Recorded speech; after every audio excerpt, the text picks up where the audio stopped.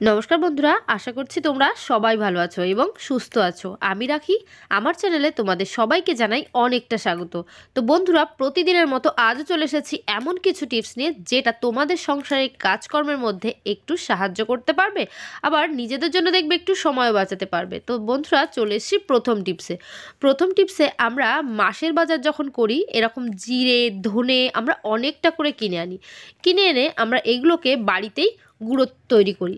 কারণ বাজার থেকে গুঁড়োটা কেনা আমার মতে না সেফটি না। বাড়িতে এইভাবে আস্ত জিনিস কিনে বাড়িতেই যদি গুঁড়ো করতে পারি তাহলে অনেকটাই ভালো হয়। আর দেখো বন্ধুরা, বাজার থেকে কিনে আনার পর এইভাবে বড় একটা চালনি হোক ছেঁকনি হোক যে কোনো জিনিসের মধ্যে নিয়ে জিরে হোক ধনে হোক সব জিনিস এইভাবে কিন্তু একটু ছেঁকে নিতে হবে। তো এইভাবে যখন আমরা এই ছাঁকনির সাহায্যে একটু চেলে নেব না, চাললে দেখবে এই ধনের মধ্যে না প্রচুর পরিমাণে নোংরা থাকে। আমরা যদি এখন এটাকে গুঁড়ো করতে চলে যাই, সেই নোংরাগুলো সেই ধনের গুঁড়োর মধ্যে কিন্তু চলে আসবে। তো বন্ধুরা, আমি সেই কাজটা কিন্তু করব না, তার আগে কিন্তু একটু চেলে নেব। চেলে নেওয়ার পর তোমরা দেখতেই পাচ্ছ এখানে কতটা নোংরা হয়ে গেছে। এইবার এই ধনেগুলোকে আমরা কি করব, নোংরা তো বেরিয়ে গেছে, এইবার এটাকে গুঁড়ো করার প্রথমে কি করতে হবে, এইভাবে কাঁচা ধনেটা নিয়েই গুঁড়ো করলে কিন্তু গ্রাইন্ডারে গুঁড়ো হবে না। তার আগে যদি প্রচুর পরিমাণে রোদ থাকে, সেই রোদে তোমরা এক থেকে 2 দিন রোদের মধ্যে একটু কড়া রোদে রাখতে পারো, তাহলে তোমাদের কিন্তু খালি কড়াতে এভাবে চেলে নিতে হবে না। যদি রোদ না পাও তখন কিন্তু এরকম একটা গ্যাস ওভেনের উপর খালি কড়া বসিয়ে দেবে, খালি কড়াতে জিরে হোক ধনে হোক এইভাবে কিন্তু চেলে নিতে হবে। তো দেখো বন্ধুরা, আমি কিন্তু খুন্তির সাহায্যে এইভাবে নাড়িয়ে নিচ্ছি। নাড়িয়ে বেশ একটু ভালো করে নাড়াতে হবে। নাড়ানোর পর দেখবে একটা খুব সুন্দর সেন্ট বেরিয়ে যাচ্ছে, খুব সুন্দর সেন্ট বেরোচ্ছে, প্লাস এই ধনেগুলোর কালারটা একটু চেঞ্জ হয়ে যাচ্ছে। সামান্য একটু যখনই চেঞ্জ হবে দেখলেই তোমরা বুঝতে পারবে, মেন যেটা ঘ্রাণ বেরিয়ে যাবে। এই যে আমার কালারটা একটু কালচে কালার হয়ে এসছে, এইবার আমার কিন্তু ধনেগুলো পুরো ভাজা হয়ে গেছে, মানে এই যে খালি কড়াতে যে ভাজছি এটা ভাজা হয়ে গেছে। এইবার আমি এটাকে বন্ধ করে দেব। বন্ধ করে তারপর কিভাবে আমি এই ধনের গুঁড়ো তৈরি করব চলো বন্ধুরা দেখিয়ে দিই। যারা নতুন গৃহিণী তারা কিন্তু এই ভিডিওটা তাদের অবশ্যই অনেকটা কাজে আসবে। এবার একটা গ্রাইন্ডার নিয়ে নিয়েছি, গ্রাইন্ডারে এই যে জারের মধ্যে আমি ধনেগুলো সবটা দিয়ে দেব। দিয়ে আমি এটাকে কিন্তু গুঁড়ো তৈরি করে নিয়ে আসবো। তো বন্ধুরা, বাজার থেকে এই ধনের গুঁড়ো জিরের গুঁড়ো এই সমস্ত না কিনে বাড়িতে যদি আস্ত জিনিস কিনে একটু পরিষ্কার করে রোদে শুকিয়ে অথবা খালি কড়াতে দিয়ে একটু চেলে আমরা গুঁড়ো তৈরি করে নিতে পারি, সেটা কিন্তু আমাদের স্বাস্থ্যের পক্ষে অনেক বেশি উপকার হয়। কারণ বাজারের যে কোনো এই সমস্ত গুঁড়ো কিনলে তার মধ্যে কিছু না কিছু ভেজাল অবশ্যই থাকে। এবার সেইটা খাওয়া আমাদের স্বাস্থ্যের পক্ষেও কিন্তু বেশি একটা ভালো না। এই জন্য বাড়িতে বসে আমরা এরকম গুঁড়ো তৈরি করে খেলে সেটা স্বাস্থ্যের পক্ষে অনেকটাই উপকারী। আশা করছি এই টিপসটা অনেকটাই ভালো লেগেছে। তো বন্ধুরা, যেমন আমরা ধনের গুঁড়ো তৈরি করি সেই একইভাবে কিন্তু গরম মশলার গুঁড়োটাও আমরা তৈরি করে নিতে পারি। তার জন্যও কিন্তু প্রসেসটা সেই একই আছে। গরম মশলার এই সব কিছু লবঙ্গ দারচিনি আর এর মধ্যে যে কটা জিনিস আছে সবগুলোকে, এলাচ, সবগুলোকে একটা খালি কড়ার মধ্যে দেব। গরম একটা কড়াটা গরম হয়ে গেলে এর মধ্যে কিন্তু কিছু তেল না কিচ্ছু না, খালি কড়াতে এইভাবে একটু চেলে নিতে হবে। চালার পর দেখবে একটু ভাজা ভাজা হয়ে গেলে এটার মধ্যে দিয়েও একটা খুব সুন্দর একটা সেন্ট বেরিয়ে আসবে। বেরিয়ে আসলে এটাকে কিন্তু আমরা বন্ধ করে দেব। বন্ধ করে তারপর সেম প্রসেসে এটাকেও আমরা কিন্তু গ্রাইন্ডারে একদম গুঁড়ো তৈরি করে নেব। তো বন্ধুরা, আমরা কিন্তু এই যে সমস্ত মশলাপাতিগুলো গুঁড়ো কিভাবে করতে হয়, এভাবে রোদে দিয়ে শুকিয়ে অথবা খালি কড়াতে একটু চেলে তারপর গুঁড়ো করতে আমরা কিন্তু অনেকেই জানি, কিন্তু যারা নতুন গৃহিণীরা হয় না, সেই নতুন গৃহিণীরা না এই জিনিসটা জানে না, তাদের জন্যই কিন্তু আমার আজকের এই টিপসটা।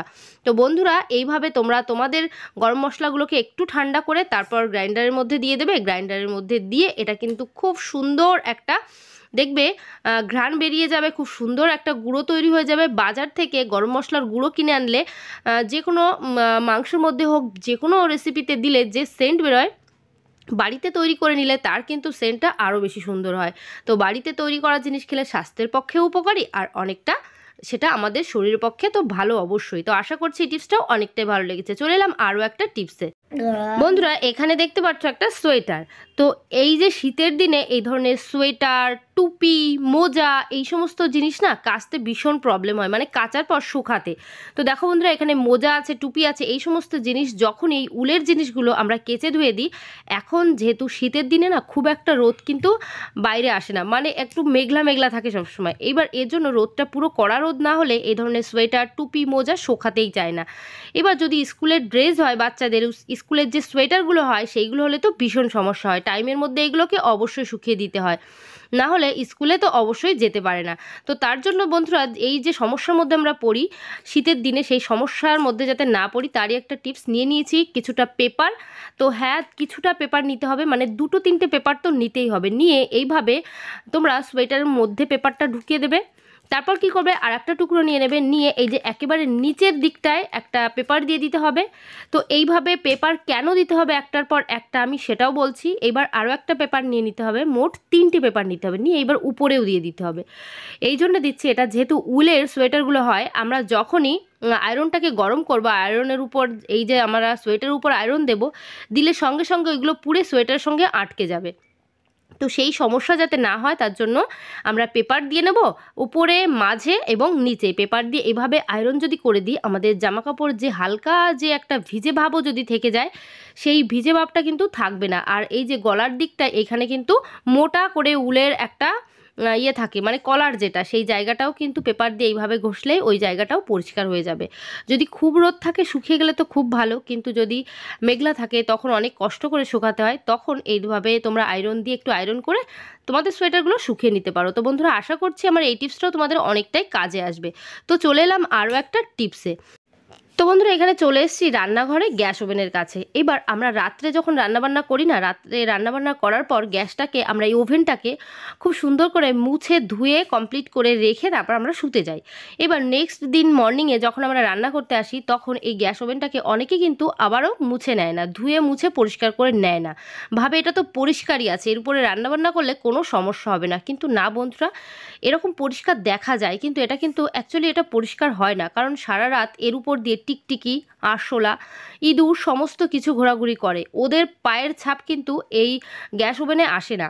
তো তার জন্য আমরা পরিষ্কার মনে করি, আর এর উপরে যখনই রান্নাবান্না করি খুন্তি রাখি এই গ্যাস ওভেনের উপর, তখনই কিন্তু সেই জীবাণুগুলো আমাদের খুন্তির মধ্যে চলে যায়, ওটা আবারও যখন তরকারিতে দিয়ে দিই তখন কিন্তু আমাদের শরীরের ক্ষতি হতে শুরু করে, আমাদের পেটটা খারাপ হতে শুরু করে। তার জন্য প্রতিদিন রাত্রে তো মুছে ধুয়ে রাখবই, তারপর সকালে উঠে আবারও কিন্তু একটা কাপড় ভিজিয়ে আমাদের গ্যাস ওভেনটাকে খুব ভালোভাবে এইভাবে আমরা পরিষ্কার করে নেব। এবার পরিষ্কার করার পর যখন আমরা রান্না শুরু করছি, রান্না শুরু করার পর একটা সমস্যা হয়, দেখবে আমরা এরকম রান্নাবান্না করছি, করতে করতে এই যে খুন্তিটা তেল মশলা লেগে আছে, আমরা এইভাবে গ্যাস ওভেনের উপর রেখে দিই। তো বন্ধুরা এইভাবে কখনোই রাখবে না, এইভাবে রাখা ঠিক না। এইভাবে রাখলে কি হয়, গ্যাস ওভেনের উপরে হালকাও যদি কোনো জীবাণু থেকে থাকে সেইগুলো খুন্তির মধ্যে লেগে যায়। আর তারপর আরও একটা কারণ যেটা, সেটা গ্যাস ওভেনটা অত্যাধিক নোংরা হয়ে যায়, মানে তেলচিট পড়ে যায়। তার থেকে তোমরা এই খুন্তিটা রাখার জন্য একটা প্লেট ইউজ করবে।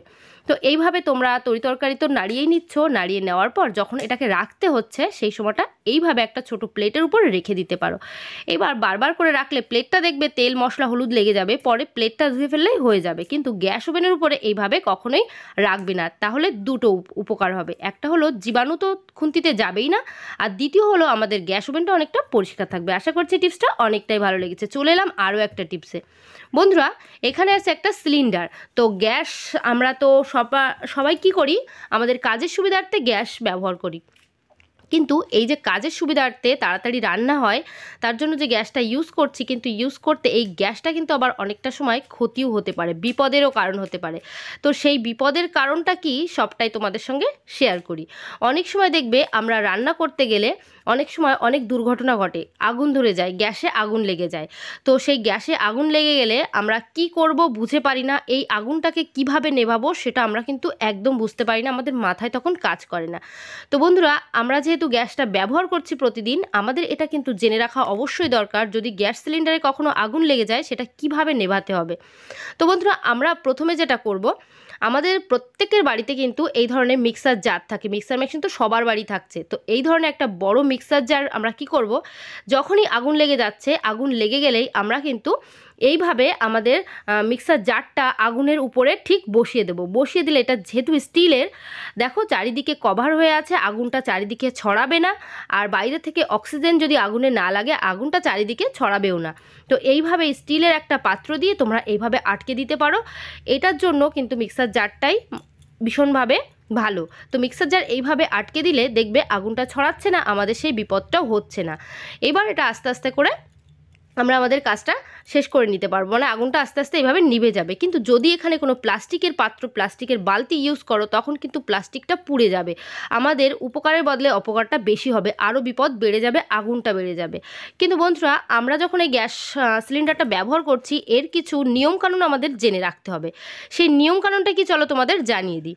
বন্ধুরা, এই যে সিলিন্ডারটা ব্যবহার করছি, সিলিন্ডারের মধ্যে দেখবে আমাদের সেফটির জন্যই লেখা থাকে যে এই মধ্যে যে নাম্বারগুলো করা আছে, এই যে A32 এখানে লেখা আছে, এই নাম্বারগুলো এখানে কেন করা আছে আর এর কারণে কি কি হয় সেটা আমাদের বুঝতে হবে। এখানে লেখা থাকে গ্যাস সিলিন্ডার কবে এক্সপায়ার হয়ে যাবে, এক্সপায়ার হওয়ার পরে যখন আমরা ব্যবহার করি তখন কিন্তু হঠাৎ করে আগুন লেগে যায়। আর এটা আমরা কিভাবে খেয়াল করব কবে এক্সপায়ার হবে? এখানে ABCD 4টে অক্ষর লেখা থাকে। এ মানে মনে রাখতে হবে জানুয়ারি, ফেব্রুয়ারি, মার্চ। বি মানে এপ্রিল, মে, জুন। আর সি মানে জুলাই, আগস্ট, সেপ্টেম্বর। আর ডি মানে অক্টোবর, নভেম্বর, ডিসেম্বর। এইভাবে 3টে তারিখ করে এটাকে ভাগ করা থাকে। বন্ধুরা, আমার সিলিন্ডারের মধ্যে যেহেতু A32 আছে, তার মানে জানুয়ারি মাস আর 32 বছর, এখন 2024 চলছে, 2032-এর জানুয়ারি মাসে আমার এই গ্যাস সিলিন্ডারটা এক্সপায়ার হয়ে যাবে। তো বন্ধুরা, আশা করছি আমার এই সমস্ত টিপস তোমাদের অনেকটাই উপকারে আসছে, অনেকটাই ভালো লাগছে। যদি খুব ভালো লাগে আমাকে একটু কমেন্ট করে জানিয়ে দিতে ভুলবে না। আর আমার চ্যানেলে যে সমস্ত নতুন বন্ধুরা আছে, অবশ্যই আমার চ্যানেলটিকে সাবস্ক্রাইব করে দেবে আর অল নোটিফিকেশন অন করে দেবে। তো চলো বন্ধুরা, আজকের ভিডিও এখানে শেষ করছি। সবাই ভালো থাকবে, সুস্থ থাকবে। তো বাই, টাটা।